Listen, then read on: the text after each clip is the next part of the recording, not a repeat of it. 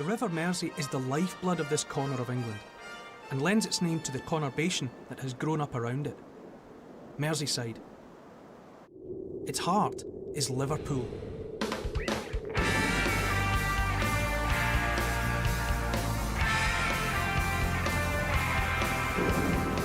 For almost 300 years, Liverpool has been connected to the entire world through trade and shipping. Where once they berthed ships, now the docks are home to brash new business and leisure developments.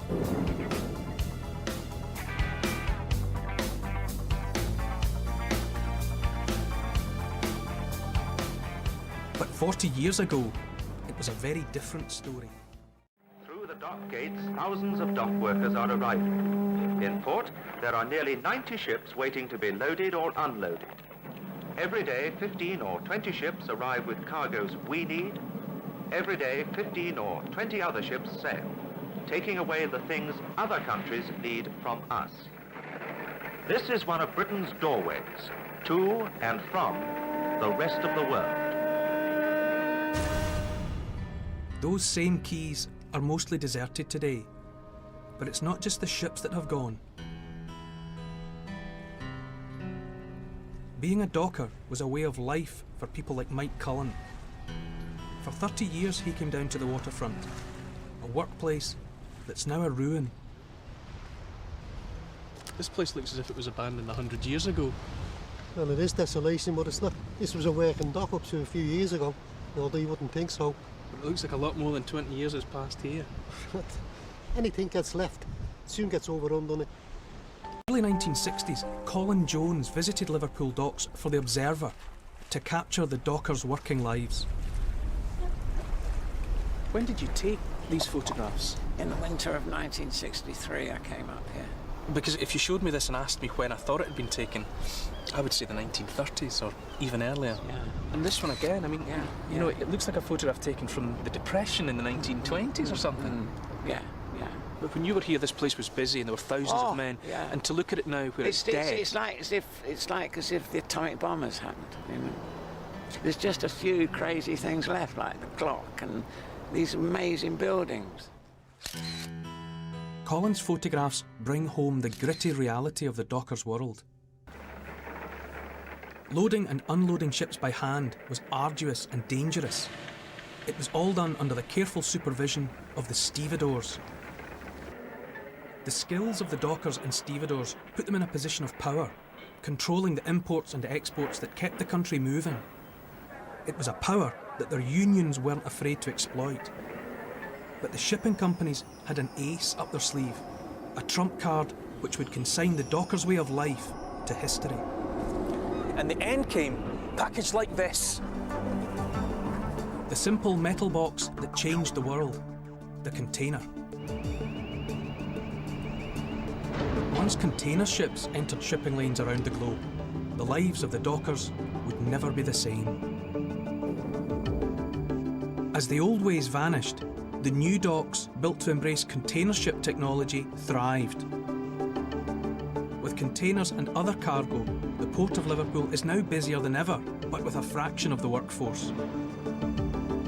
The future of Liverpool as a port and a city looks assured. But that success was built on the backs of its dockers.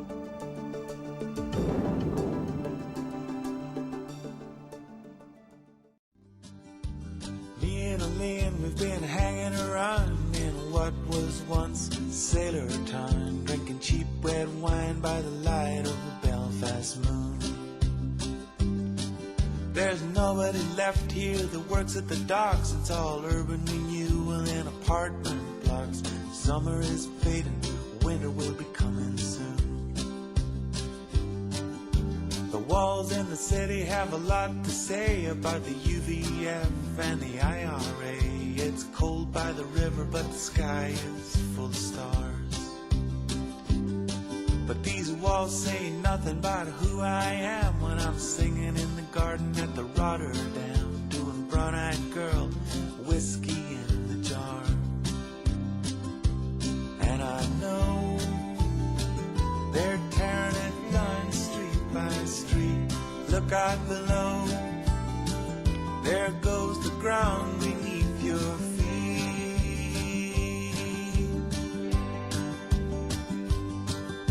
Elaine's mother thinks I'm some kind of crook.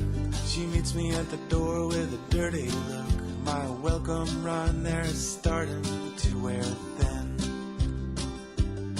because I promised everybody I would knuckle down, but my grades weren't good enough this time round.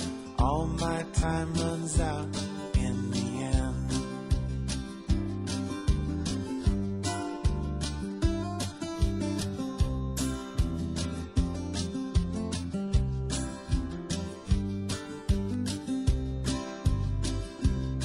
And I know they're tearing it down street by street.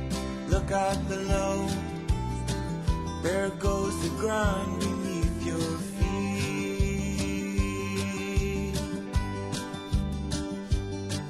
Me, I can't wait to be rid of school, but Elaine's got a place at Liverpool. By the time September comes, she'll be gone. She says she'll text me every day, but that's something she feels she has to say. She'll call me once at Christmas and then move on.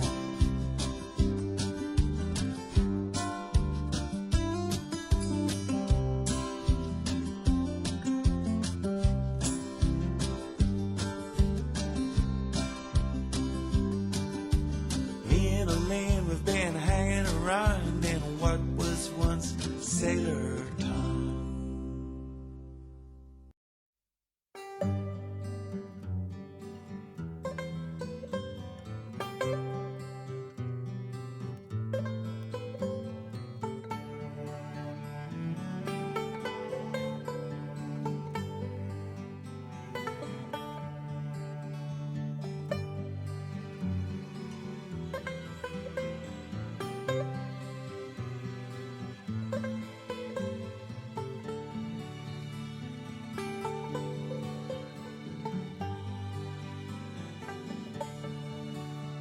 When first I saw the love light in your eyes,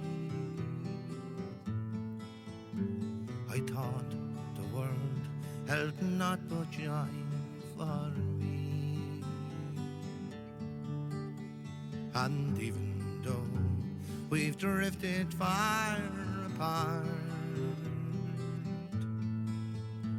I never dreamed but what I dreamed of thee. I love you as I've never loved before.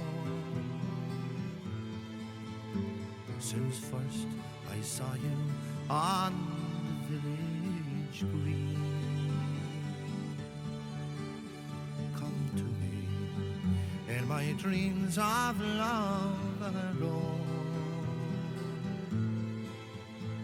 I love you as I loved you when you were sweet.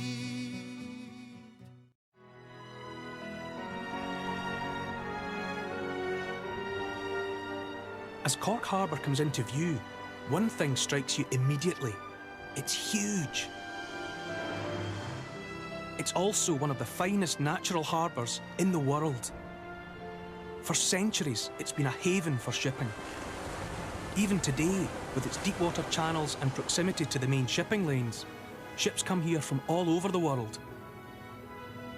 At the harbour's heart lies Cove. Over the years, Cove has played host to many fine ships. Just recently, the QE2 was moored here on her last voyage before being converted into a hotel in Dubai.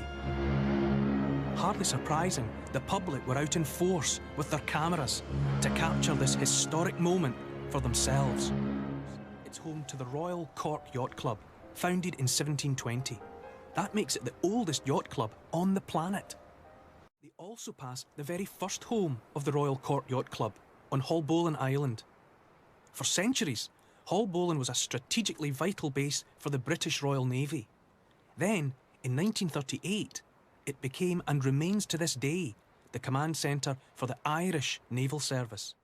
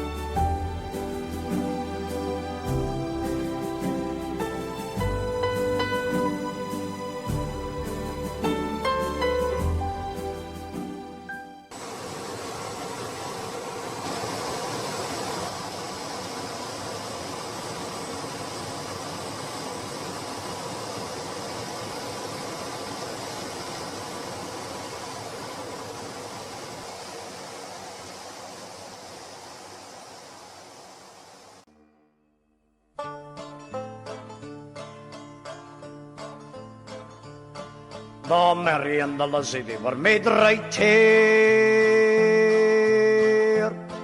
But you'll never see the likes of them, I fear. They were the finest ever sailed the sea. They were built by the hands of men like me. Thank you, Dad, for all your skill. But the Clyde is a river that'll no stand still. You did gay well, but we'll do more. Make way for the finest of them all, Q4.